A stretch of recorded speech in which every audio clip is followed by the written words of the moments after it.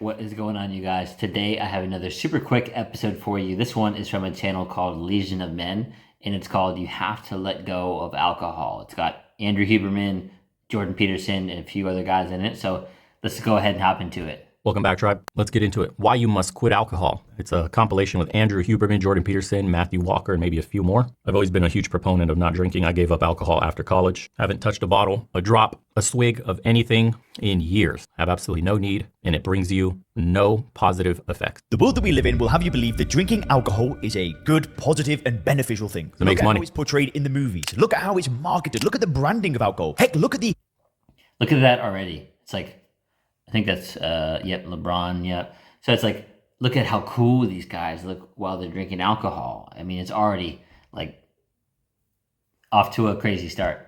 Hundreds of celebrities that are launching their own alcohol brands or endorsing different kinds of alcohol. We are bombarded with information about the great things that happen when we drink a poisonous drug from day one of being born in the world. But here's the crazy thing. If we were to make every single drug legal, and you could go into a pharmacy or a chemist and they had all the drugs that are currently illegal, all there available for purchase. But it was the 100% pure substance of every single drug. It wasn't cut with anything like that. It was just the pure drug. If you walked into that store, you would have a bottle of pure alcohol that nobody would ever buy because there'd be a label on it saying, warning, do not consume. This will kill you. If you drink this entire bottle, you will die. That would be the drug that everybody would be scared to go near. But that exact same drug is the same thing that tens of millions of people are drinking. They're just drinking the diluted version of it. It's mass insanity. And finding conflicting information about how great alcohol isn't easy. So today in this video, we've compiled a list of experts who are challenging the status quo and they're not afraid to go against the grain and give you a different perspective on alcohol. So if you want some motivation on getting alcohol out of your life, watch this entire video.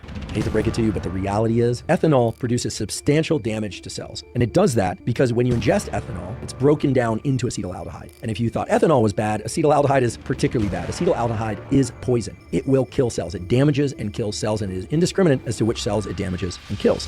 It is the poison, the acetaldehyde itself, that leads to the effect of being inebriated or drunk. I think most people don't realize that being drunk is actually a poison-induced disruption in the way that your neural circuits work. Alcohol is often used as a sleep aid, but alcohol is quite different in that regard. Alcohol is trying to essentially knock out your cortex. There is no safe dose of alcohol because alcohol...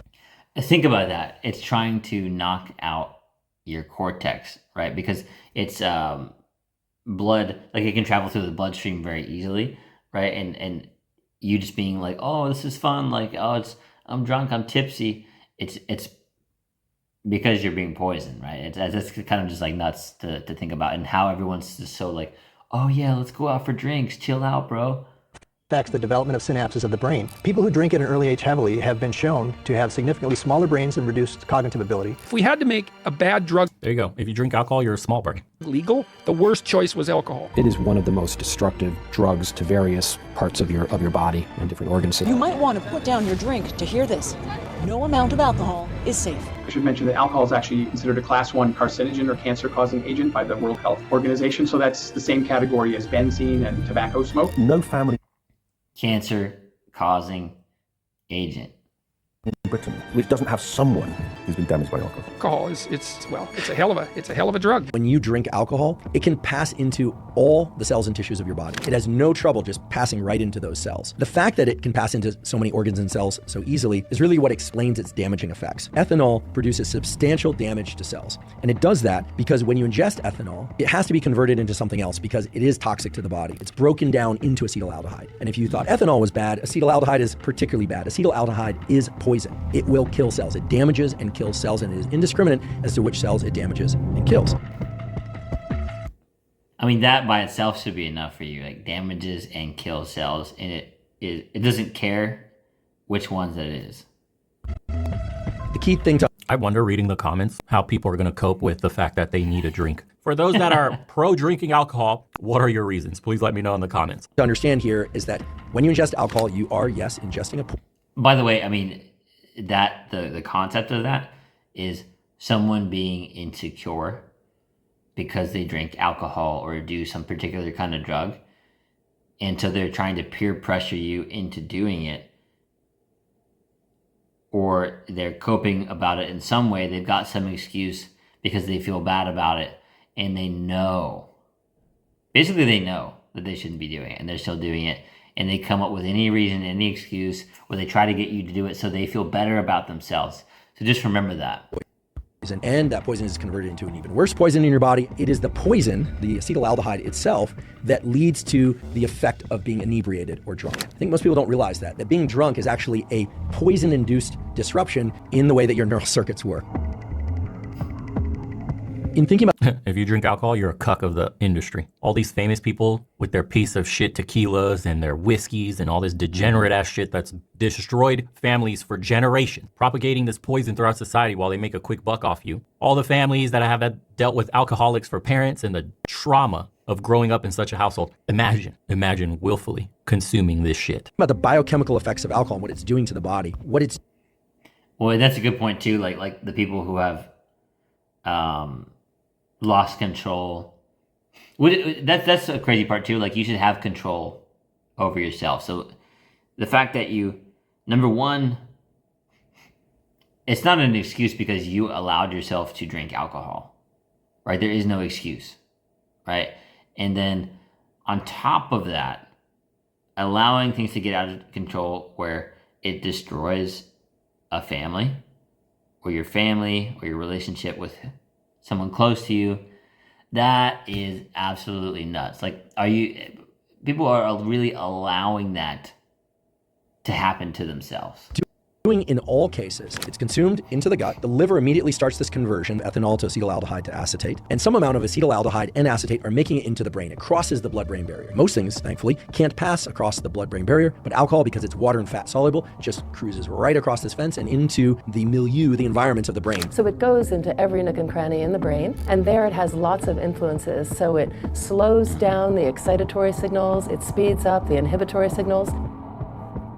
I wish I never picked up alcohol when I went to college. That's when I really started drinking. I was always around people that were drinking constantly, heavily all the time. Drinking culture was huge in the town I was living in when I was going to college. So constantly going out at nights, always had a drink in hand, always going to after parties, always kickbacks, always alcohol was always there. Just something you did naturally because that's all we knew. We were kids and we were dumb. Big mistake. If I could give young people a warning, never pick up this habit. It's fucking disgusting. Your body knows it's disgusting because the moment you try to pick it up, your very first drink, we all have the same exact feeling. It smells and tastes disgusting. It's an acquired taste. No, that's you numbing yourself to the poison you're taking. And then your body then becomes addicted, dependent on the substance. So then you actually start craving it. It has its uses, just not in the degenerate ways we consume it in society today. It was probably used for religious purposes like drinking a wine, the blood of Christ, something Orthodox Christians do here in Eastern Europe, or whatever other ways it was used in some form of religious ceremony or paganism prior to that. It wasn't until later that the degenerates had gotten a taste for it. And then they started just replacing water with beer now and yeah, let's do it.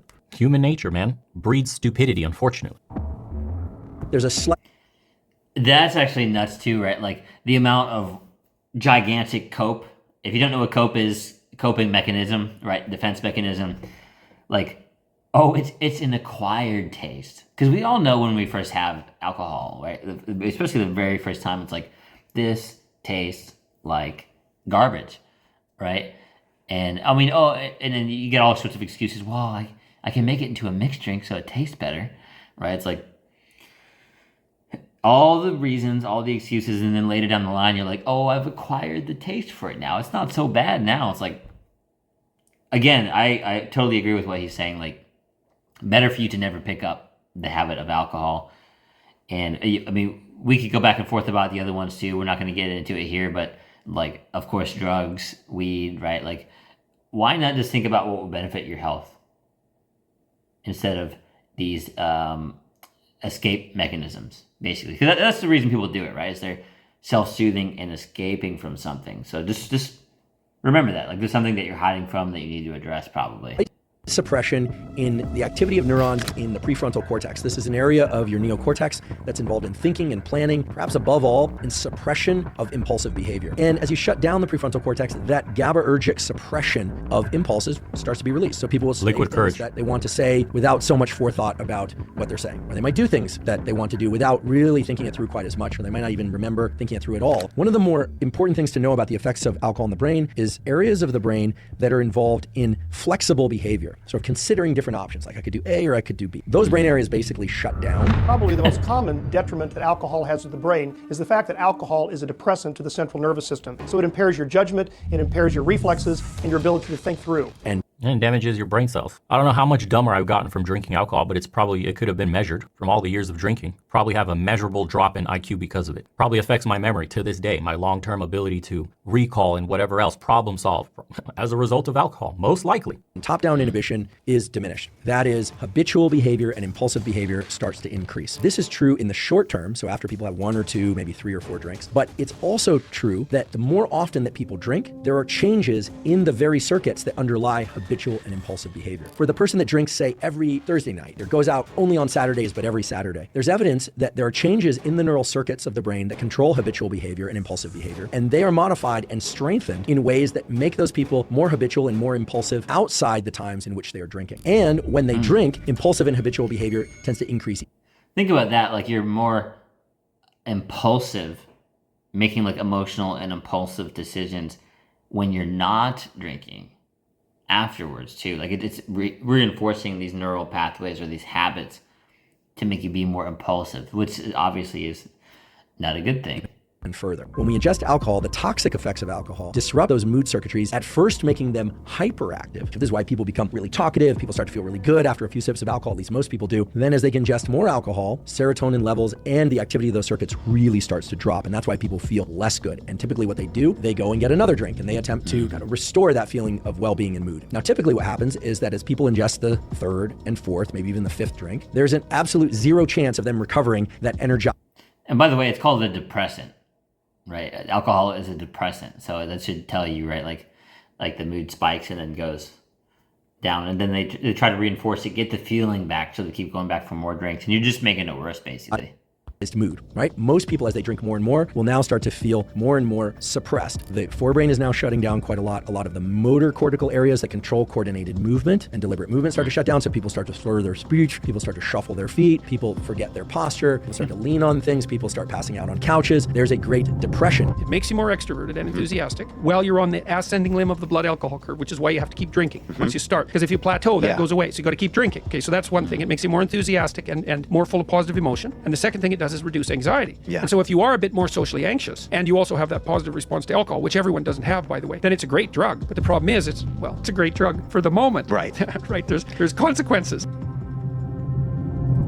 There is no safe dose of alcohol because alcohol affects the development of synapses of the brain. People who drink at an early age heavily have been shown to have significantly smaller brains and reduced cognitive ability. They can now see and not have to wait till autopsy studies. The gray matter, the actual neurons that are the structure of the brain shrink. You know, you probably heard, oh, you're killing brain cells. Well, you actually aren't. A recent study, however, finally addressed the question of whether or not low to moderate amounts of alcohol consumption can cause brain degeneration. What they found was that even for people that were drinking low to moderate amounts of alcohol, so 1 or 2 drinks per day, there was evidence of thinning of the neocortex, so loss of neurons in the neocortex, and other brain regions. Binge drinking definitely kills brain cells. It alters neural communication in such a way that it can change the structure and the function of the brain for a long time. Fucking knew it. Anytime you binge drink, you're going to alter the brain, probably permanently. The plasticity can help it recover, but the more you do this, the less likely you are to be able to sort of overcome those perturbations.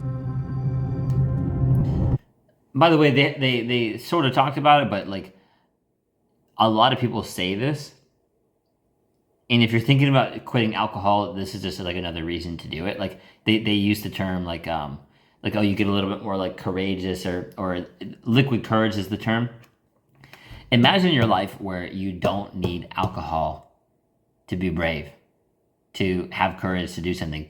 Because funny enough, the worst part about it is that they're like, oh, I just need a little bit of liquid courage so I can go talk to a girl. Listen to that. You need liquid courage so that you can go talk to a 5'4" Latina who poops just like you, right? Like, what planet are you on? I hope that little thing is something that snaps you out of it. Like what I am encouraging you to do, what I want you to do, obviously, is become the guy who can make it happen anyways. Be detached from the outcome, approach a girl. It's fine because you're sober, right? And it doesn't matter what happens. You know, if she says not interested, all good. If she says she's interested, well, boom. I mean, you're able to see where it goes, right?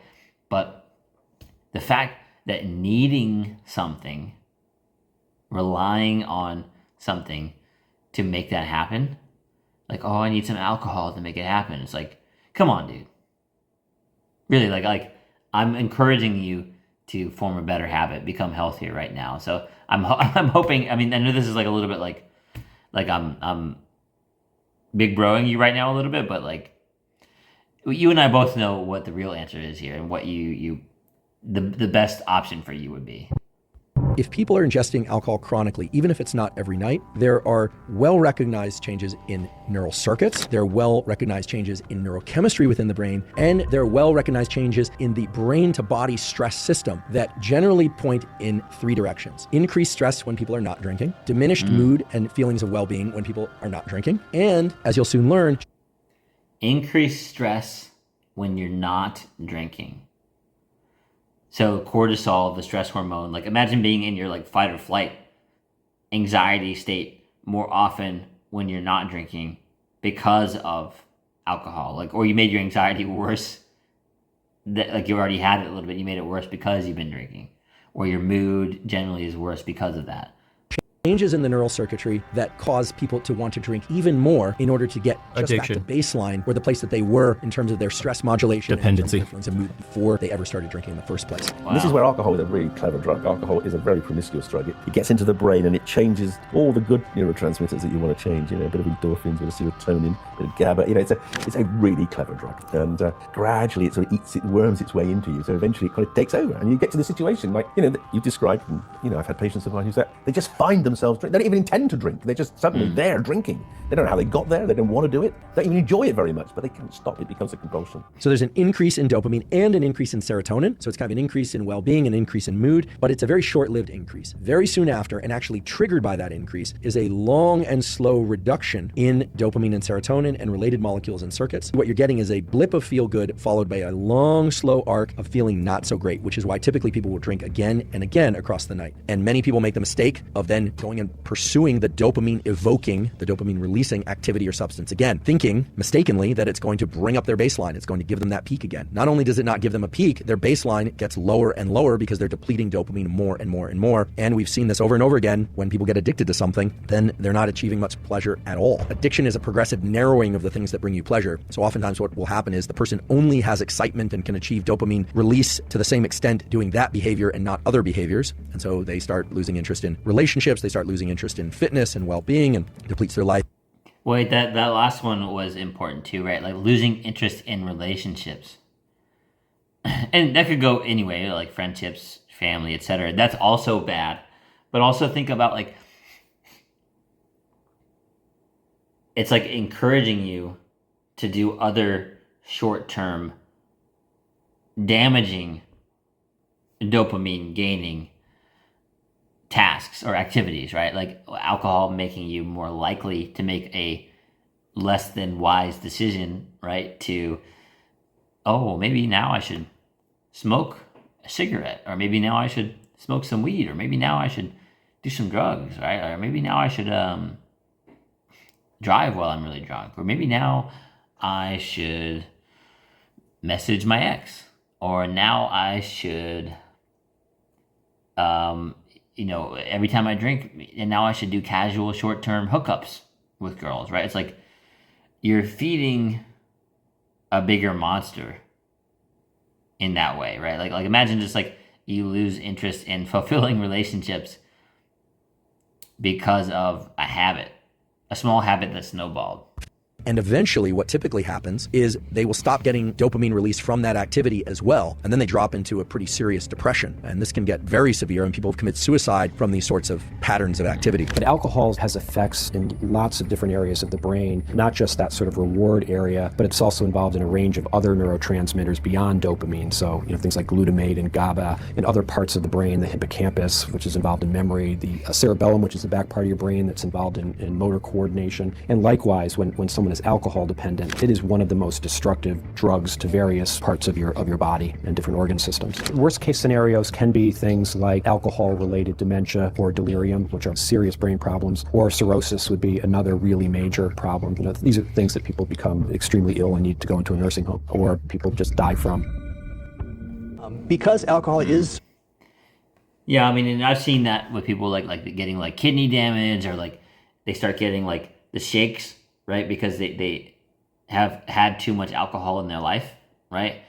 I mean, these things are pretty nuts, and just a good thing to remember. I mean, like imagine you're inducing, he said dementia, right? So like inducing dementia, even let's say you were going to get dementia, right?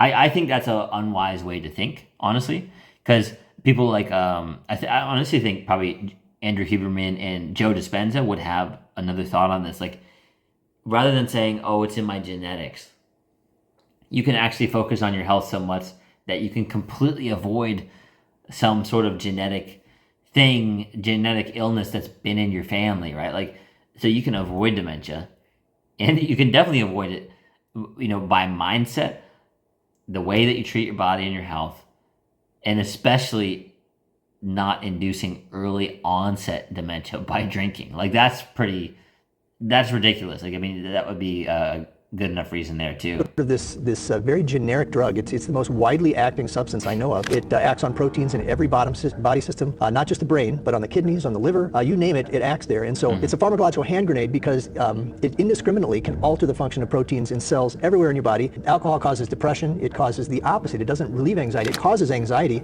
if the main thing What's really interesting about alcohol consumption, when I was reading about paganism and all these older religions, they would mix it in with herbs and say like psychedelic mushrooms or other plant ingredients because of its synergistic, or I would even argue enhancing effect. You ever notice on the back of pill bottles, what's the one drug that they constantly all label that you shouldn't take in conjunction with your medication? Alcohol. Alcohol supercharges, it seems like, everything it's taken with because of probably those properties that allows it to cross all these barriers. We knew, man, thousands and thousands of years ago. And this is why alcohol is probably used in a religious sense, because of these effects and these properties. It was never meant for day-to-day consumption. It was never meant to have a drink, a shot with every meal. It was never meant for this. This was meant to be ceremonial in a religious sense. But again, it devolved into everyday consumption. in your internal or external world is a negative thing. Alcohol will exaggerate that context. People who ingest alcohol at any amount are inducing a disruption in the so-called gut microbiome, the trillions of little microbacteria that take resident in your gut and that live inside you all the time and that help support your immune system and that literally signal by way of electrical signals and chemical signals to your brain to increase the release of things like serotonin and dopamine and regulate your mood, generally in positive ways. Well, alcohol really disrupts those bacteria. Alcohol kills bacteria, and it is indiscriminate with respect to which bacteria it kills. So when we ingest alcohol and it goes into our gut, it kills a lot of the healthy gut microbiota. At the same time, the metabolism of alcohol in the liver, which you now understand, that pathway involving NAD, acetaldehyde, and acetate, that pathway is pro-inflammatory, so it's increasing the release of And one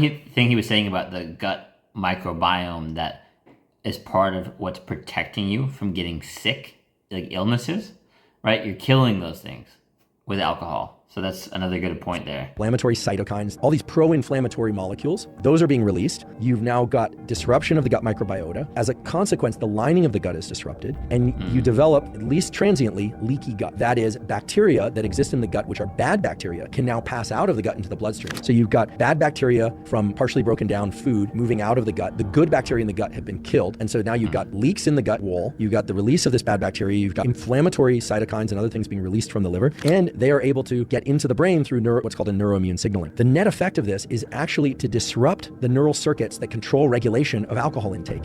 And the net effect of that is increased alcohol consumption. So this is just terrible, right? I mean, so you're taking in something that disrupts two systems, the gut microbiota, and it disrupts in two ways. It's killing the good gut microbiota, and it's allowing the bad bacteria to move from the gut into the bloodstream. You've also got pro-inflammatory cytokines coming from the liver, and those converge or arrive in the brain and create a system in which the neural circuits cause more drinking. That's a bad situation. And this is why people who drink regularly, even if it's not a ton of alcohol, what you end up with is a situation in which you have inflammation in multiple places in the brain and body, and the desire to drink even more and to further exacerbate that inflammation and the gut leakiness. There was this conception that alcohol had some benefits with regards to some cardiovascular diseases. More recent studies now find that that is probably not the case. You know, alcohol is one of the leading. he was saying something about it stops, like it inhibits some of the things that are preventing you from drinking more alcohol, or like the regulators in your system. So you're just going to go for more alcohol. So you're basically feeding like an endless cycle and just making it worse.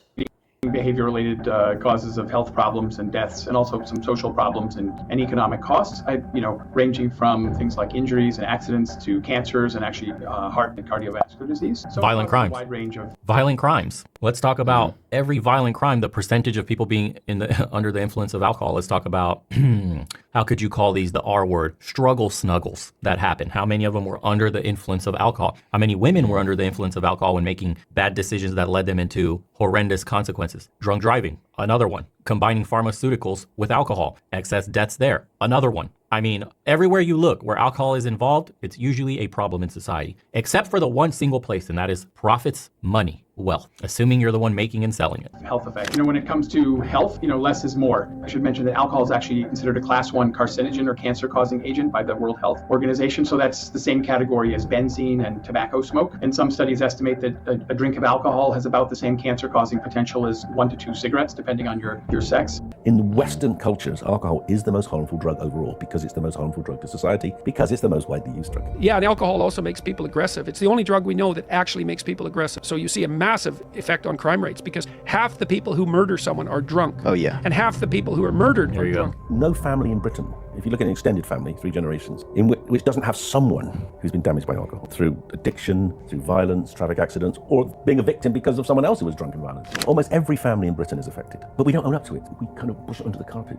We know there's a problem, but we don't talk about it because to do about it, we're embarrassed. People are fearful of other drugs illegal because it helps deflect their attention away from the problems of alcohol. Politicians love to get hysterical about a new drug because it means they can do something about drugs and don't have to be held to account over their failure to deal with the problems of alcohol. Is drinking good for me in any way? For instance, many people have probably heard that resveratrol is good for people and that red wine is enriched in resveratrol. I hate to break it to you, but the reality is that if indeed resveratrol is good for us, and there's some debate about this, some people say strongly yes, some people say no, other people say maybe, the amount of red wine that one would have to drink in order to get enough resveratrol, in order for it to be health promoting, is so outrageously high that it would surely induce other negative effects that would offset the positive effects of resveratrol. No consumption, zero consumption. Consumption of 0 ounces of alcohol is going to be better for your health than low to moderate consumption of alcohol. There you go. You do stupid things when you're drunk.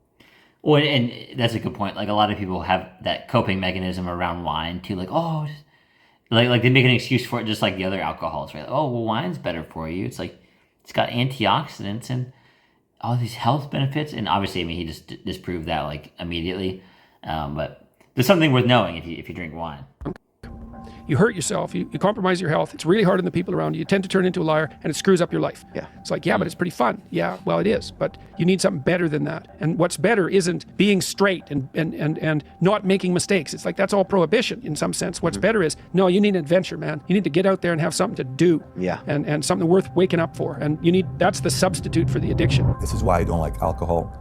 Well, that's a perfect point too, right? Like, you need something better, a purpose, right? Like things that you can pour into that are actually productive, helping others, for your soul, right? Like maybe you volunteer during your free time at a charity or something, an event to help people, like looking into things like that, trying different things, right? I mean, like going on a hike,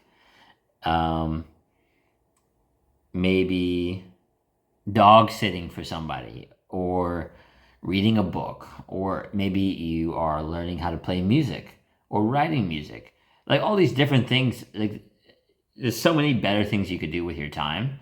And it's funny because it becomes like a time filler, like, like you need something better than alcohol. And obviously alcohol is like one of the worst choices that you could make.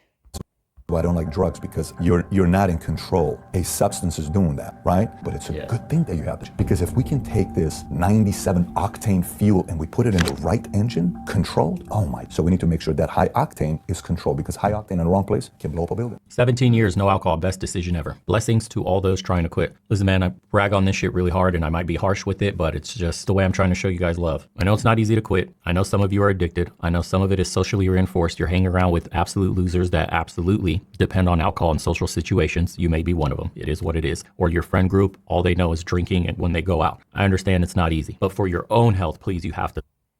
It's just tough love. And you got to, if that's a problem too, get yourself around, honestly, again, tough love, better friends probably, or step away from those friends. Don't go out with them when they're drinking.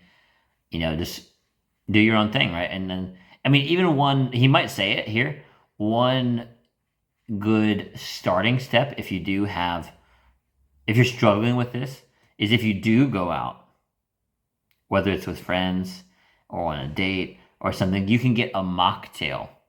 What I would recommend is getting a mocktail, right? So it's just the mixed drink without the alcohol, or just getting like a seltzer water, right? Because again, like people will think it's like a vodka tonic or something, and they're not even going to ask you. And again, like it would be better for you just to have the balls basically to say like, oh hey, actually I don't drink, right? And not getting peer pressured into drinking because someone else is insecure that you're also not drinking. Just remember that. Try to frame it in your mind that you're doing this not only for yourself. Some of you may not have kids, but if you do, imagine your son or your daughter. Your children are looking at you every time you drink, every time you get a little stumbly, every time you start slurring a little bit, start to trip up where you're walking. Imagine them seeing you in that weakened state. For those of you that don't have kids, imagine you're trying to be an example. What would you look like as a father? How would you describe yourself as the perfect dad? Would the perfect version of you even consume alcohol? Would you want to waste your hard-earned money on something that brings you absolutely nothing? They didn't even talk about that in this video. I'm glad he said that. Like the amount of money that you waste on things like that, like whether it's alcohol, cigarettes, drugs, whatever, right? Like the amount of money that goes down the drain from that. Like imagine like you could be like even just like investing that little bit into little things, right? Like in a much more productive way, obviously. And then the other thing about a family, like that's such a good point. Like, are your kids happy and or proud with seeing you that way? Seeing you make a decision like that? Is the best version of you that guy? I think you know the answer. Positive. It does nothing for you. All it does is take. It takes from you. And yet you willingly spend money on this. Some of you may be breaking generational curses. Maybe your father was a drunk. Your grandfather was a drunk. Maybe it's hereditary. You come from a line of drunks somewhere. You've got to give this up. You may have a sibling that's younger than you that's looking up to you. You may have parents that are depending on you or will soon, or grandparents already dependent on you. You have to live this life. We get one ticket, man. One shot at this entire thing. And you can't spend it wasting time on things that don't bring you any By the way, because I was talking about things like if you say like dementia runs in your family, right? Like, because you can work around that, right? Simply with mindset, right? Simply with mindset, simply with treating your body right. And the thing that he just said, I believe, this is going to sound brutal or like tough love to some of you guys. I believe that people that use that same logic for, alcoholism, like being an alcoholic runs in my family, is the most garbage excuse that you could have for this, right? Because that's a choice. You're consciously making a choice to become an alcoholic. So that is literally like the dumbest excuse that I've ever heard, right? I know I've been saying unwise this whole video, but like, wow, like imagine the lack of accountability it takes to just acknowledge like, oh, you don't understand, bro, it runs in my family. Like, imagine how weak that sounds. I'm challenging you right now in a good way. Like, I know this might be like tough for you to hear, but I'm challenging you because I want you to have an amazing, healthy, fulfilling life and really enjoy it with your kids, being there for your kids, maybe even being there for your grandkids, being healthy for them as well. Maybe you can play with your grandkids. Like, imagine that's so good. Like, I hope that inspired you right there. There's so many good points in this video, that they shared, and I just think like I really hope the best for you watching this. So I hope that some of this resonates with you. positivity in your life. This is simply a money pit and a coping mechanism to run away from the problems of today you may be facing. But those problems never go away until you actually address them. So instead of doing it at the bottom of a glass, go out into the world. Go for a walk. Go for a run. Go By the way, the self-soothing or the escape mechanism, like this escapism, it's the same thing, right, with like Netflix, social media. Obviously, alcohol. People got super offended in another video that I made where they're like, you're comparing video games to drugs and alcohol? That's so short-sighted, bro. And it's like, look, I totally get that alcohol and drugs are way worse for you. Like, there's no arguing that. All I'm saying is that they're both, they would classify as forms of escapism. Now, I'm not saying, right, like, I'm not going to sit here and tell you never enjoy a small amount of video games or never enjoy a small amount of watching a show. But a lot of people take it to the extreme, right? Like, they play video games for hours and hours. They fill their whole day with it. They binge Netflix series. They stay on social media all day. They accomplish nothing, right? And that's a whole different thing, right? Like, that's in a class of its own. And then you have the things that are worse. So let me make that very clear here, because I know I got some crap for that in the last video, that alcohol, drugs, smoking, etc., that's way worse. All right? So that should be enough for you to also realize that the worst self-soothing escapism that you're doing with that, like, what you need to realize is that whatever it is that you're hiding from, running from, not addressing within yourself that you think you don't need to address, you've basically just been putting it off for however long now. And the only way to actually address it is to feel through it. Like, actually, with no distractions, sit and feel through it. Feel all the feelings. Maybe even find a close friend or family member that you can talk about whatever that thing is with, and just tell them what you need to do. Tell them, I'm going to talk about this with you, and tell you over and over until it's no longer uncomfortable. And it's actually easy for me to tell you without getting upset, triggered, blah, blah, blah. Right? So that's a really helpful technique that I want you to use if you believe that maybe that is causing you to escape something, right? Exercise. Go climb up a mountain. Go swim in the ocean. Take a stroll through the forest. Get your body moving. Find a purpose, like Jordan Peterson said, an adventure, something higher, greater than yourself, an ideal to strive for. We don't have to talk about prohibition and abstaining from drinking. We have to replace that need with an ideal, a goal so high, so lofty, so incredible that it energizes you to even just think about it, galvanizes you to chase it. Every step you take every day to reach that higher self, that greater purpose, should be all the energy you need to get you off this dependence of such a low product that is well beneath you, like alcohol. So I could rant on this stuff for days, man. I fell into the trap myself, but I gave it up for good and have absolutely no inkling, not even a little, of wanting to pick up and drink. Disgusting. I watch everybody else drink it, trying to forget their problems, trying to get a little liquid courage on their dates when I'm out at restaurants, whatever. Same thing. One day, hopefully they kick it. You're better than this, man. Just let it go. Don't want to harp on this too long. You know, on a deep sense, that you need to quit. You know it doesn't bring you any happiness, and you know you deserve better. We'll see you on the next one. Take care. Awesome, guys. Well, obviously a very interesting video. They got a lot of great points in there with Huberman, Peterson, the other guys as well. And man, I mean, I all I can say is, if you've been feeling uncomfortable and challenged by this because maybe you indulge in that habit, all I can say is the reason I'm making this video, and the reason it probably sounds harsh coming from any of these people, Bo, the guy from the Legion of Men channel, or coming from me, is it's all tough love. Like, we want to see you enjoy your life, be fulfilled, be happy, healthy, all these things, right? So thank you if you made it this far. Thank you for watching. And I really do wish you the best. If you liked it, like and subscribe, and I will see you in the next one. You got this, bro.